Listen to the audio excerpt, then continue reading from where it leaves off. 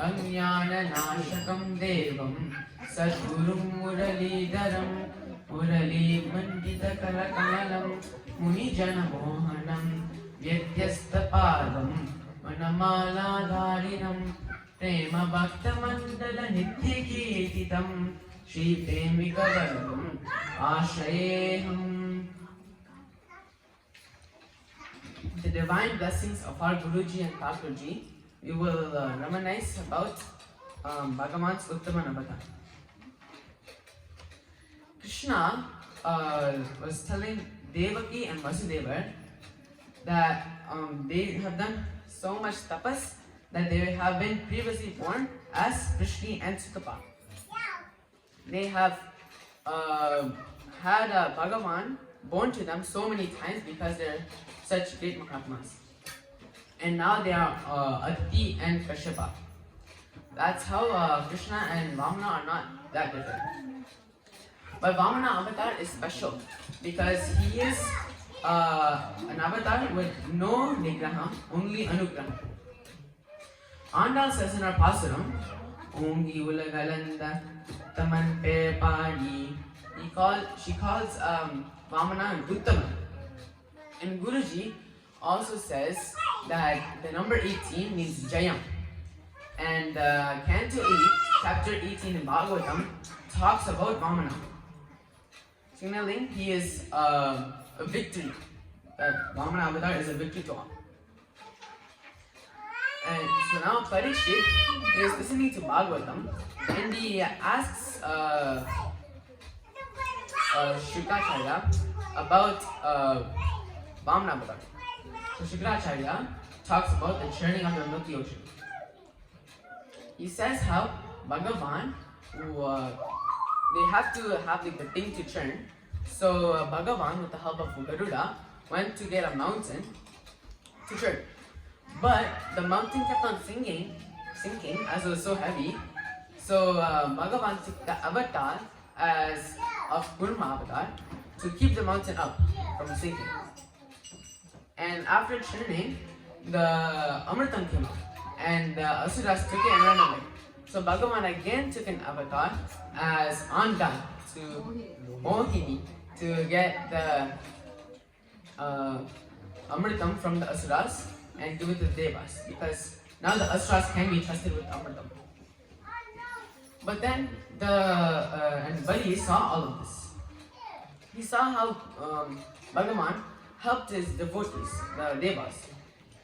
He helped them get the Amritam. Even though the Devas wanted the Amritam for themselves, Bhagavan still had to help them because they were his devotees. So Bali saw this and he loved Bhagavan for this. But he couldn't show this love to Bhagavan because he was the king of Asuras. So he couldn't show this love outright. So he just vowed to do lots of charitable work to please Bhagavan. But then the Asuras, because they're so mad at the Devas for taking the Amritam, they declared war on the Devas. But now the Devas have the Amritam, they're immortal, and the Asuras stood no chance to the Devas and got crushed. And Bali had to fight with the Asuras because he was the king of them. So Bali also got defeat. And he lost everything, almost lost his leg. But his guru, Shukracharya, saved him with Sanjeevani. So Bali was so thankful to his guru for saving him that he served his guru and his lineage and did very good things. So now Shukracharya, he's very pleased with Bali. So he tells Bali to do Vishwajit sacrifice to Lord Hari to get back in the loka of the Devas.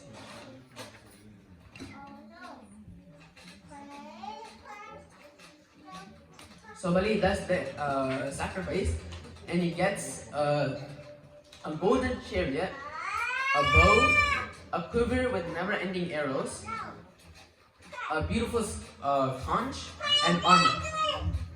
He goes to Indalokam and outside of the gates he blows his conch.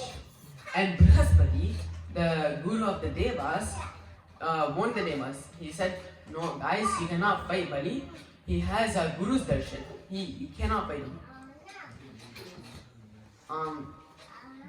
And then you guys have just been here,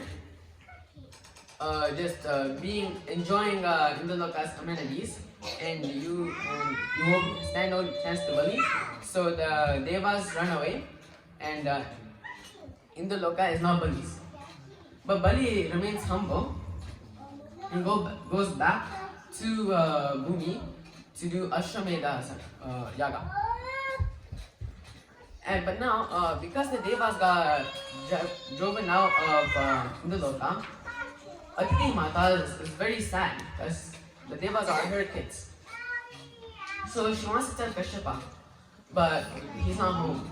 So after doing tapas, Kashyapa comes home after a few days, and Aditi Mata makes him feel comfortable and does services. And then when she's doing this, Kashyapa sees Aditi Mata and sees her face, and she looks so sad. So Kashyapa asks Aditi Mata, "Why are you so sad?" He doesn't ask directly, are the kids okay? First he asks, are the Brahmins okay? Are they doing well? Is Agni still running? He asks all these questions, and Aditi Mata answers one by one until he finally asks, "Are your kids doing alright?" He asks your kids because he's such a great Mahatma, he has no sense of me, or mine, or I. So he asks, "Are your kids doing okay?" And then Aditi Mata said, No.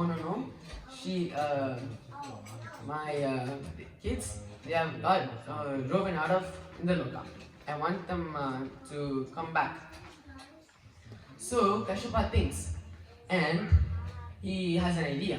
He tells Aditi Mata to do Vayavrata. He tells this because he knows that Bhagavan will take Vamana avatar. But Bhagavan can't directly go to Bali and take away all that stuff because Bali did nothing wrong to Bhagavan. He's been very respectful. So, yes, if he's born Vayavrtam, Brahma told Kashyapa that it is for creating more kids.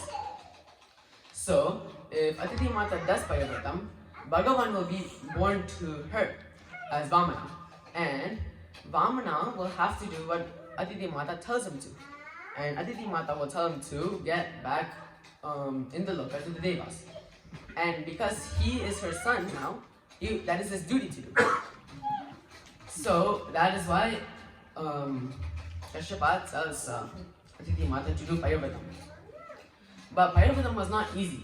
She had to be truthful, compassionate, and had to have self-control, and also only have to live on milk for 12 days.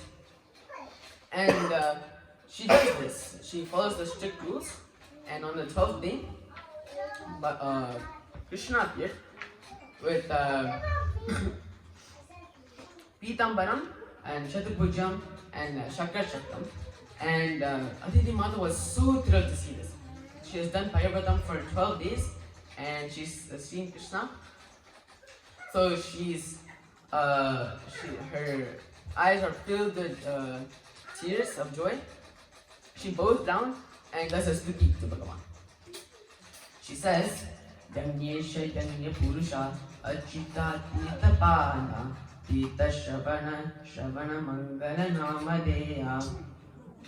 Yanyesha is the one who bestows the fruit of Yanyam, and Yanya Purusha is the one, the Atma of Yanyam. Achita is the person who is eternal, who never diminishes. And Tirthapada is the padam that will cleanse and take us across the samsara. And Shravana Mangala Namadeya means that Bhagavan's names are so auspicious that even if you accidentally hear and you don't mean to, you will still gain auspiciousness. This is kind of what happened to Ajamila. He called for his son Narayana in the last minutes of his life, and Bhagavan heard this and said, "Look, he's calling my name." So then, that is why he got liberated, because he was not a good person, but because he called Bhagavan's name accidentally, he still got liberated. And the idea of Vamana was it wasn't to outright kill Bali, because that would be unjust. So the idea of Vamana was to make Bali to not listen to his guru. So then that would be a bad thing, and then he'd also be the son of Aditi Mata, so he had to listen to her. And this is all what Bhagavan was thinking, but as Kashyapa is such a great Mahatma, he already knows this.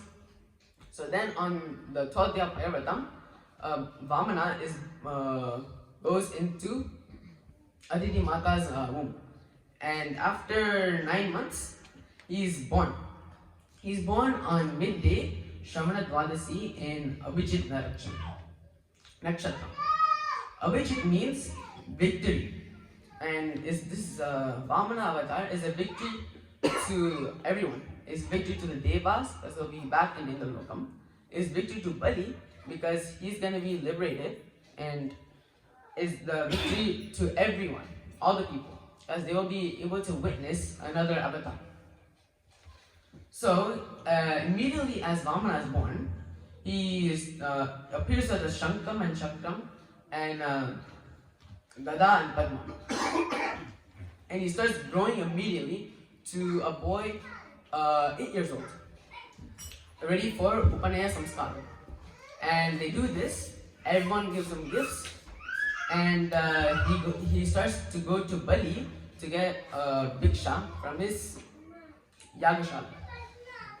And Bali is on his 100th Ashramila Yaga on the bank of river Narmada. He sees this cute little boy, Vamana, coming up to him, and he asks, "What do you want?"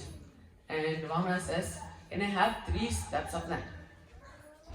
And Bali is like, "Only 3 steps of land? Ask more, I'm a great kid." He is not humble now, because he acknowledges that he's great. And if he was a great Mahatma, he would not say mine, he would not say this, everything is mine. So, he said, Vamana said, "No, I only want 3 steps of land." So Bali said, okay. And so if you give someone land, you have to sign a contract. But back then there's no signatures or anything. So what Bali did was, you have to pour water into their hands while they're holding lotus. So Vamana is holding flowers, and Bali starts to pour water. But nothing came out of the spout, because Shukracharya, Bali's guru, knew who Vamana was. He knew Vamana would take everything from Bali, so he tried to stop Bali from giving Vamana anything. But Bali only saw a bee, so he took a piece of grass, hooked Shukracharya, and Shukracharya then he got out of the bee and started to call Bali. He said, "Bali, come here." So Bali went to his guru, and Shukracharya told Bali, "Don't give Vamana anything. He's not who he looks like." And Bali said, No, I have to give him. I gave him my word." And Shukracharya said, "No, you will lose everything. You may even lose your life. Don't do it." But Bali said, "No, I'm the grandson of Prahlada. I will stand by my word." And Shukracharya got mad at Bali for not listening to him, because he knew who Vamana was. And he said, "Okay, fine. I warned you." And that is the plan of Vamana, to make Bali not listen to his guru. So Bali went back to Vamana and poured the water, and Vamana was gonna take his steps. But first, he grew huge, and with his first step, he covered all of Bhumi. Second step, he covered all of the heavens, and until Brahmaloka. And Lord Brahma, he did Tirtham to Padapujam to Vamana's foot, and this created river Ganga, and it flowed down to Indralokam, where after Bhagiradan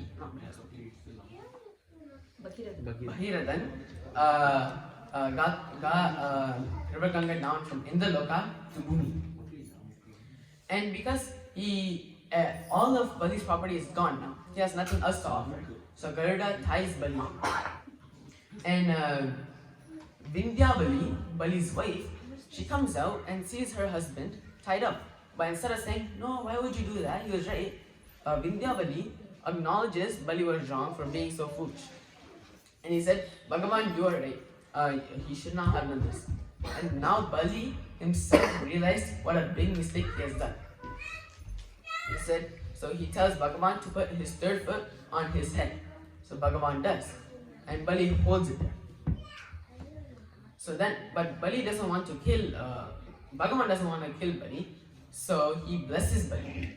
He says, go down to Rasatalam with Prahlada and stay there. I will be there with you. So that is what, because he does not want to do anything bad. Because no nigraham, only anugraham from Vamana. So that is the story of Vamana. So now we can listen to the beautiful Madhura Geetam that our Guruji has bestowed on this Uttama avatar.